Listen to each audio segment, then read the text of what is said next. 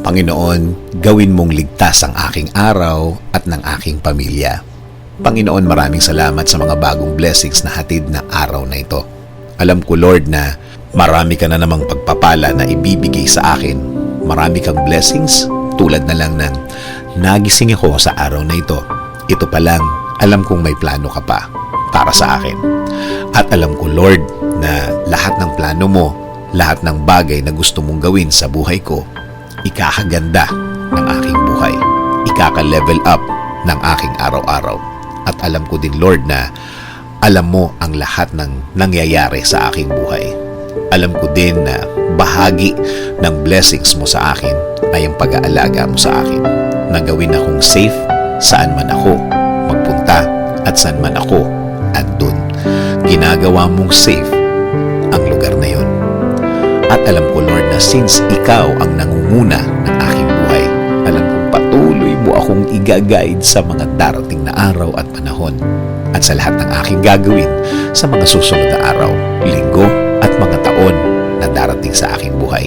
Kaya ngayon, Lord, kasama po ng aking dasal na ito na alagaan at protektahan mo din ang aking pamilya, Lord. I-bless mo sila sa lahat ng kanilang gagawin at pupuntahan. Patuloy niyo po silang i-guide at gagawing blessed kahit saan man sila magpunta.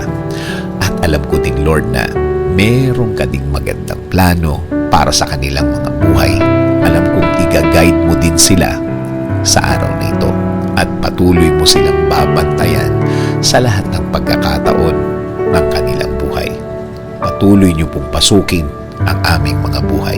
Patuloy niyo kaming bigyan ng direksyon sa lahat ng pagkakataon. Ilagay niyo po sa aming mga buhay ang mga tamang opportunity sa aming mga daan.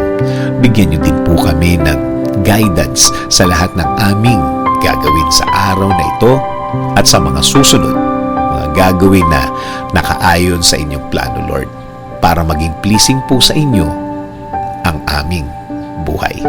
Gawin niyo rin pong ligtas ang mga biyahe na gagawin namin sa araw na ito. Ilayo niyo po kami sa mga masasamang pangyayari na pwede naming ikapahamak. Ilayo niyo rin po kami sa mga taong gumagawa at nagpaplano palagi ng masama sa kanilang mga kapwa. Huwag niyo pong hayaan na matupad ang masamang nasa isip nila. Lord, kayo na din po ang bahala sa aming bayan. Ilayo niyo po ang aming bayan sa kahit na anong sakuna. Paunlarin niyo po ang bansang Pilipinas at lagi niyo pong gawing safe ang lahat ng Pilipino sa mundo. In Jesus' name I pray. Amen. Sabi nga sa Psalms 32:8, I will instruct you and teach you in the way you should go. I will counsel you with my loving eye on you.